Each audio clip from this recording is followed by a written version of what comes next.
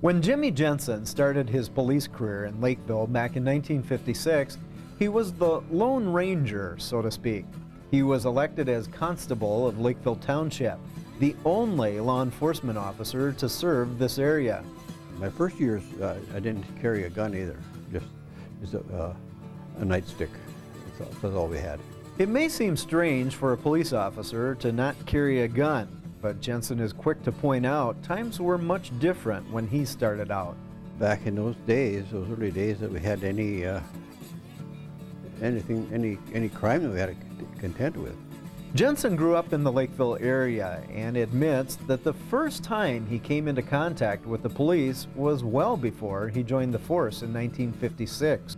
My first encounter with the Lakeville police was about 1940, blowing of my horns at midnight.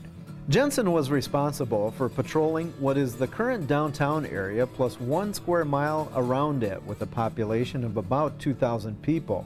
You know, well, in 1956, I used my own car, got paid mileage from used my own car. Most of Jensen's patrol in those days consisted of walking the beat. There was no radio communications back then.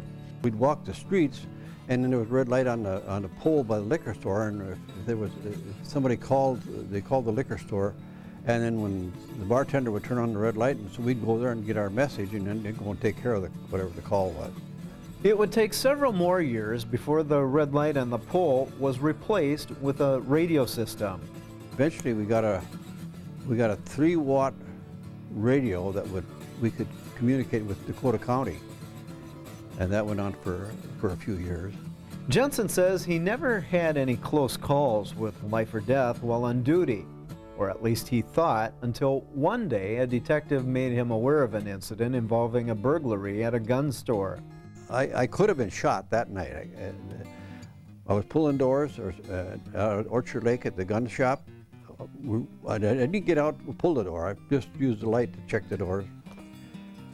So then eventually there was somebody in the gun shop, and so that was fine. I went on with that. Well, then finally it ended up with the investigators. They finally caught up to the guys that were in there, and the guys told the investigators that if that officer had gotten out, he would have been laying there, because they had a guy down in the bushes with a .30-06 that was going to take care of the door. But I didn't get out, so I drove away. Otherwise, I'd been laying there.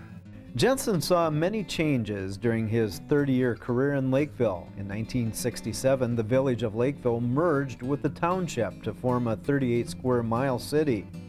By 1969, Lakeville Police grew to a 5-man force, which for the first time ever meant the department had enough officers to cover shifts around the clock 24 hours a day, every day of the week. As for his worst experience as a cop, Jensen says it was a crash he responded to by the Lake Marion fishing bridge along Interstate 35. There was a big crash there. A car came off of the freeway and went through the fence, and this was on a Memorial Day, and there was fishermen galore out there, and killed several people. Jensen says it was an especially bad scene. The first one I got to was a lady, and she was laid flat out on her stomach was full of fish hooks. The tackle box broke open, and all the fish hooks and stuff were in her stomach that was busted out. That's probably one of the worst accidents that I had. The police department is currently in its 5th building since 1900, and Jensen worked in 4 of those until 1986 when he retired. When I retired, I said, no more work. I'm not going to work another day. I said, that's enough. I've worked. And I have, that's true. I have not worked a day for pay or, for anything for that matter in those 24 years.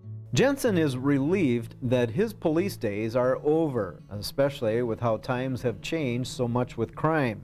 A good life with the people that were out that we had to deal with back in those days. Upon his retirement from Lakeville, Jensen received a big honor that he continues to enjoy today. It's been a nice addition for my life, just to have the park there. The park along Holyoke Avenue coming into the downtown area has been named after him in honor of his years of serving Lakeville. Well, just the other day when I was over at the Motor Vehicles Way, the lady said she saw my name on, I was talking with her, and she says, "What's that to do with the park down here?" Well, I said, "That's me." "You're kidding." "No, that's me." Well, she says, "I've been wondering that for a long time, where that guy was, so now I meet him right here." As Jensen nears his 87th birthday, he is the longest living retiree from the Lakeville Police Force. And what's his secret about living so long? Be happy and forget the bad stuff. Just leave the bad stuff go. So I've had a good, it's been a great retirement.